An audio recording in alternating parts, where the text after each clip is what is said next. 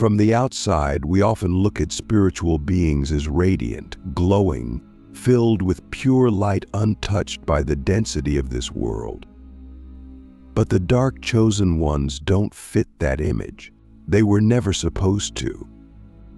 They don't walk around as beacons of sweetness or false positivity.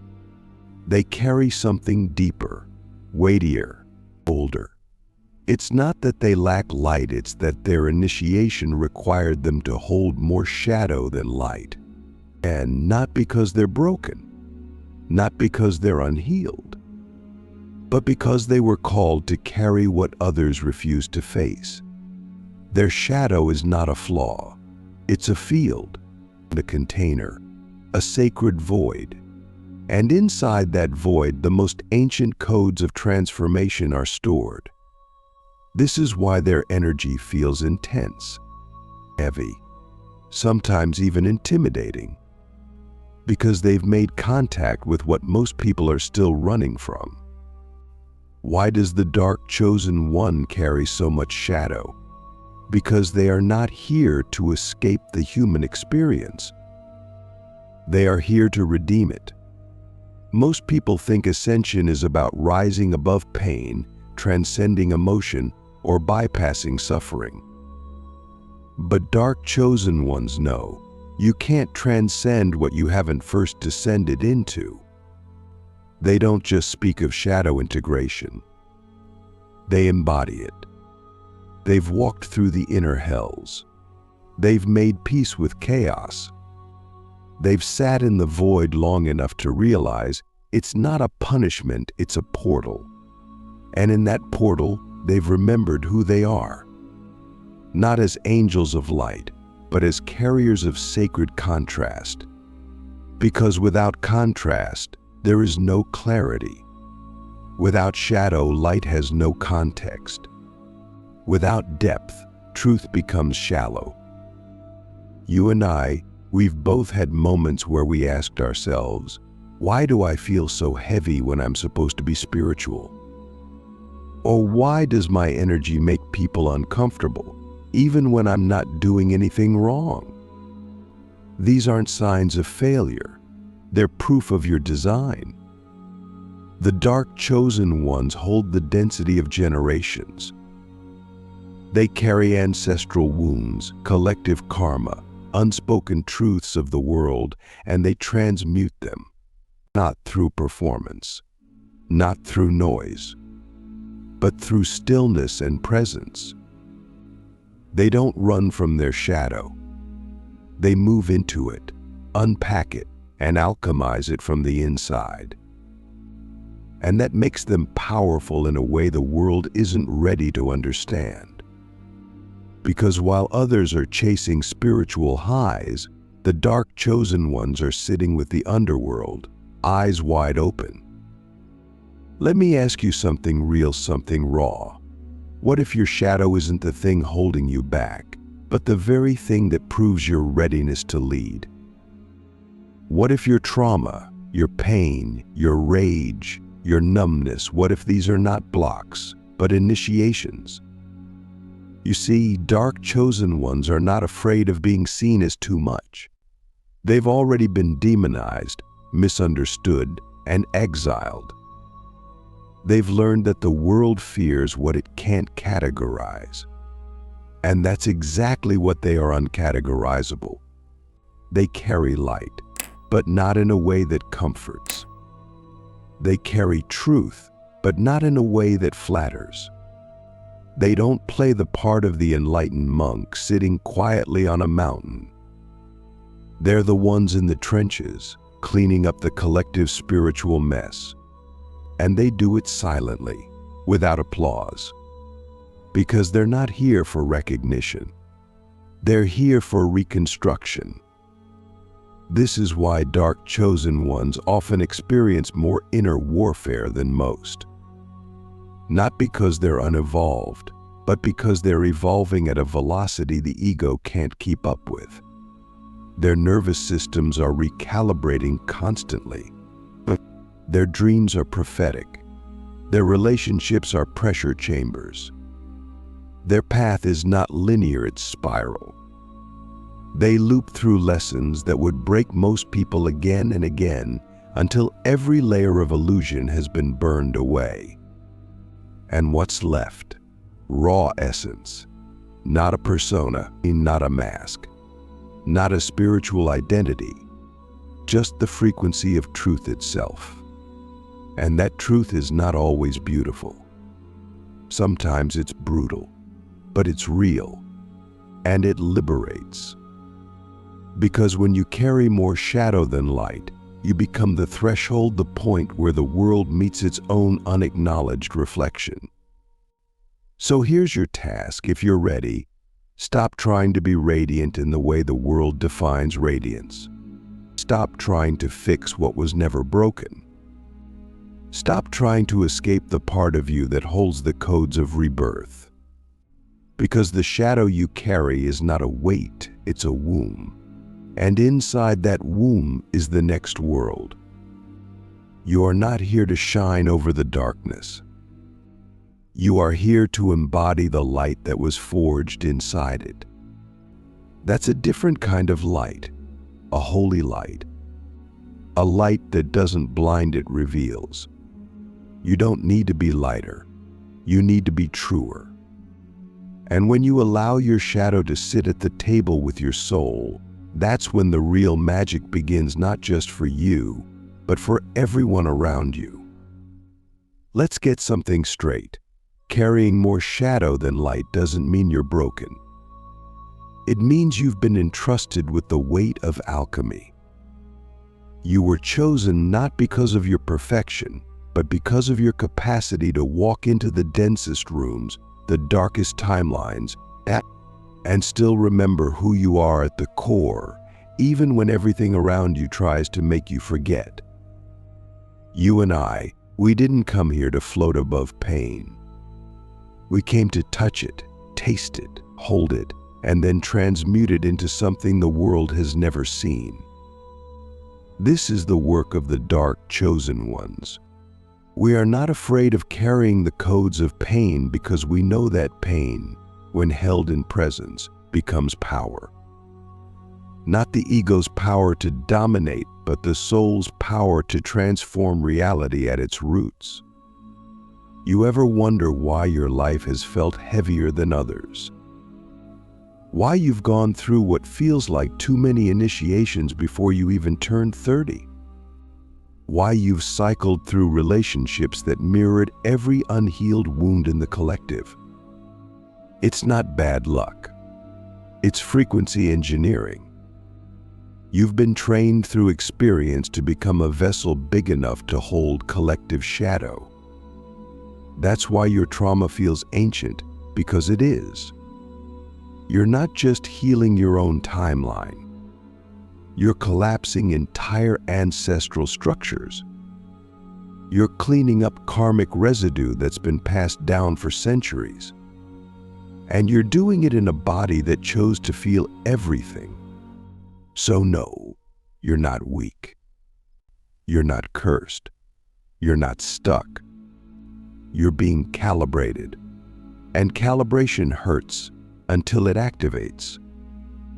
Let me ask you something that could change your entire view of your life. What if every breakdown you've ever had was not a failure, but a sacred download of ancient density being unlocked inside your field? What if the anxiety, depression, grief, and rage you've carried are not pathologies but portals? You see, dark chosen ones don't just feel deeply. They process for the collective. You felt sadness that wasn't yours, a fear that didn't originate with you, shame that came from voices you never met because your field is designed to absorb, transmute, and release. That's why solitude isn't optional for you. It's sacred. It's where you decompress from the energetic weight of the world. It's where you sort the signal from the noise. It's where your alchemy begins, not in public, but in private initiations that no one ever sees. And what happens when you finally stop resisting the shadow and begin partnering with it? You unlock power that can't be learned in books or courses. You start to rewrite energy fields just by entering them. Your presence becomes a frequency disruptor, collapsing outdated programs and activating dormant codes in others. People cry around you and don't know why. Others project onto you because their ego can't tolerate the mirror you hold. Some are magnetized to you with no logical explanation because their soul recognizes the alchemy in your aura. You're not here to teach with words. You teach through field coherence. And when your field becomes congruent with the truth of your shadow and your light, that's when you become unshakable. But this isn't a one-time event. This is a lifetime devotion. The work never ends, but it does deepen. You begin to understand how to hold pain without drowning in it, how to observe chaos without merging with it, how to feel everything without becoming anything. That's the mastery of the dark chosen one. You don't need to be above the world. You become so grounded in yourself that nothing can possess you. Not energy, not people, not trauma. You become a living altar. A place where shadow meets light without judgment. A temple where darkness is not feared, it is received, rebalanced, and returned to source. That's not just healing. That's grid work. And you're doing it all the time, whether you know it or not. So here's what I want you to remember. With every cell in your body, you are not heavy. You are anchored. You are not lost. You are deep. You are not stuck in the dark. You are holding the flame that lights the cavern from within. And when that flame gets strong enough, you won't just carry your own shadow, you'll start dissolving the shadows of cities, of bloodlines, of civilizations. Not because you tried to, because you became the vessel wide enough to host the divine storm. You are the storm and the stillness, the wound and the medicine, the darkness and the light unified in a form the world has never seen before. Most people think spiritual leadership is about broadcasting light, standing on pedestals, or speaking only in the language of peace and calm. But you and I, we know better. We know that true leadership in this lifetime is about becoming a portal of divine neutrality. Not because we don't care, not because we don't feel, but because we've been forged in the middle of polarity until we became the space between opposites. This is the final gift of the dark chosen ones. We hold more shadow than light, not to drown in it, but to become the calibration point for those who can't yet hold both. We walk into chaotic fields and become stillness. We sit with grief and become presence. We face distortion and become clarifiers, not through effort, through being. You've probably wondered, if I carry so much shadow, how can I possibly help others? But here's the truth: they don't need your perfection. They need your presence, your regulated nervous system, your unshakable center, your non-reactivity. You can walk into a room where everyone is spiritually bypassing, projecting, or panicking, and without saying a word, your energy begins to shift the grid. Why? Because you are no longer in resistance to shadow. You are no longer trying to be good or pure. You are simply true. And truth, when fully embodied, neutralizes distortion. Not by force, by resonance. You become a living recalibration field. And people don't know why they feel more real around you. They just do. That's your medicine. That's how you lead. And what makes this path sacred is that very few will ever understand it. They'll think you're cold when you're simply clear. They'll think you're detached when you're actually deeply anchored. They'll think you're mysterious when you're simply undefinable by old paradigms. You don't fit into the light worker box. You're not here to be a savior or a guru. You are here to become the field where all energies are welcome. And in that field, transformation happens effortlessly. Because when people encounter someone who has nothing to prove, nothing to hide, nothing to defend, their own masks start to fall away. That's the silent power of divine neutrality. It doesn't preach, or it permeates. It doesn't push. It pulls truth to the surface. But neutrality isn't numbness. It's mastery. You still feel everything, sometimes more than anyone else. But you don't get consumed by it. You don't collapse into it. You hold it like a sacred fire without letting it burn your essence. This is the real alchemy. You make room for rage, grief, confusion, ecstasy without becoming any of them. You stop identifying with the waves and start anchoring the ocean floor. And from that place, miracles begin. Not because you perform them, but because you are the condition in which they naturally arise. You become a walking frequency of coherence. And coherence is the seed of quantum change. Let me ask you a question that might shake you wide open. What if your purpose was never to fix yourself, but to become a lighthouse for others who are drowning not by saving them, but by holding the frequency that reminds them they can swim? What if all this weight you've carried, all this shadow energy you've transmuted, was never a burden but a blueprint for planetary transformation? Because here's the truth, the world doesn't need more light workers who deny their shadow. It needs dark architects of coherence, souls who can walk into war and generate peace, souls who can sit with corruption and remain incorruptible, souls who can hold both death and rebirth in the same breath and not flinch. That is what you are becoming.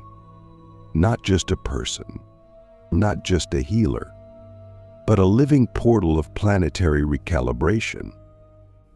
And in this final phase of your initiation, you begin to understand all the pain, all the loneliness, all the confusion. It wasn't random.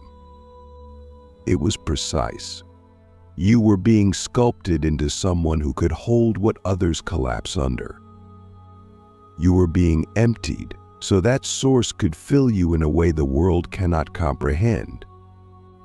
You were being stripped of false identities so that your soul could finally speak in its native frequency. And now, when you walk into a room, you won't even need to speak. Your field will do the work. Your silence will carry more wisdom than sermons. Your gaze will unlock something ancient.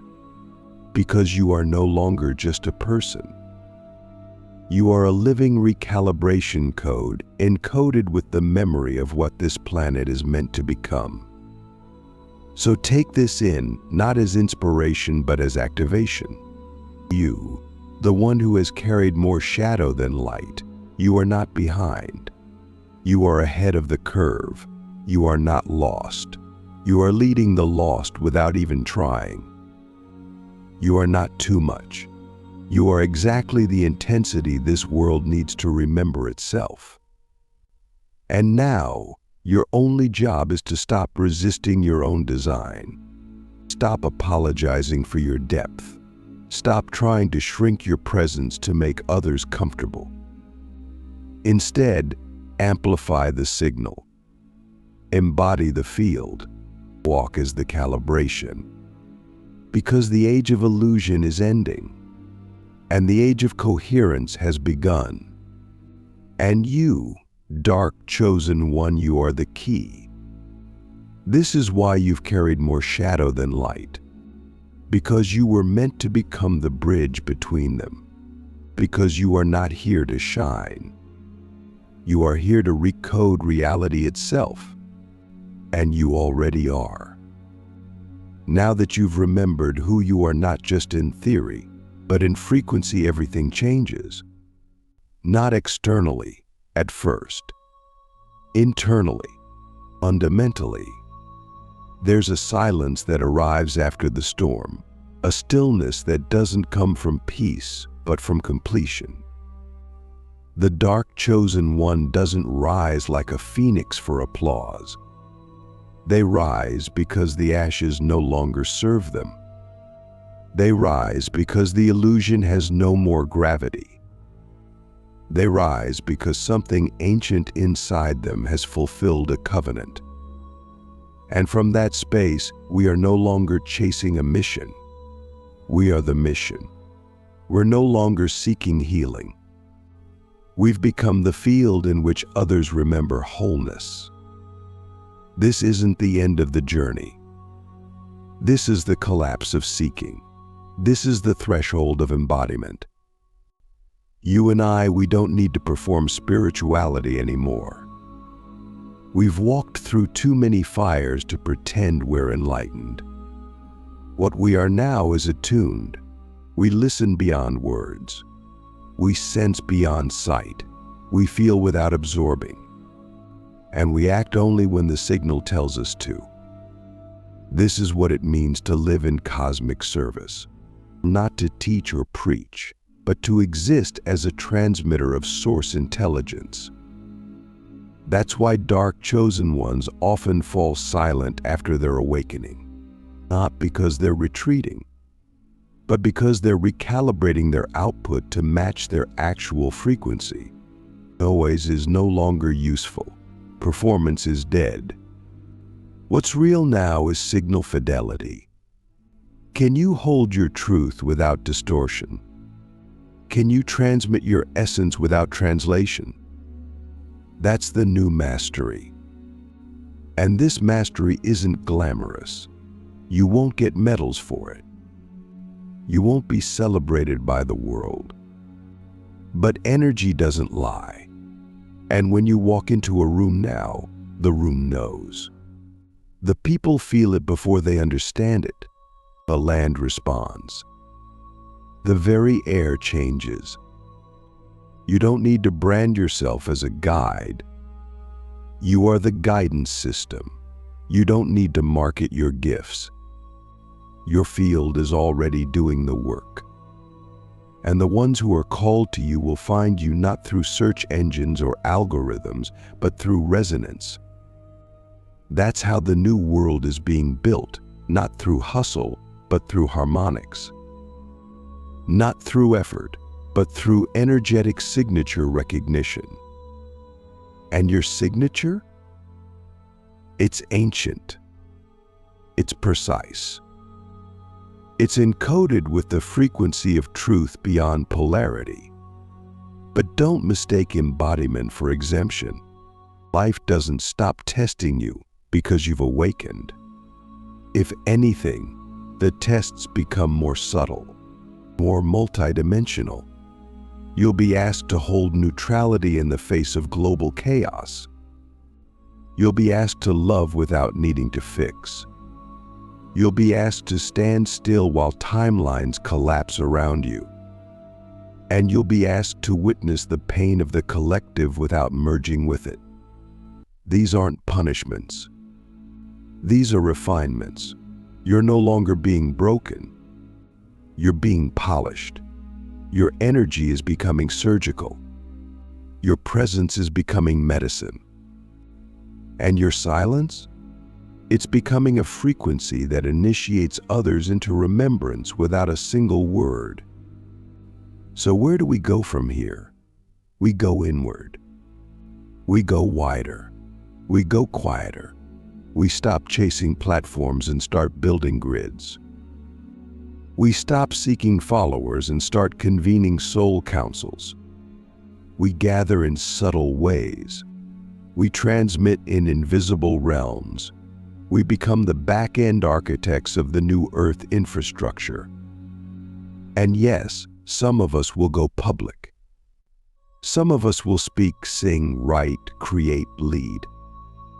But not to be seen, only to transmit the codes embedded in our frequency. You don't need a spotlight when you've become the beacon.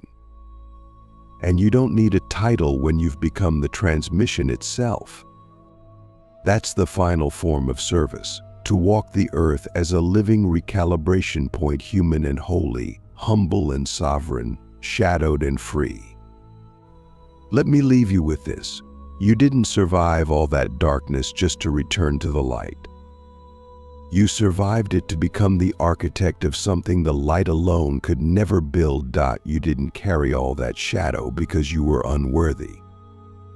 You carried it because you were chosen to hold what others couldn't.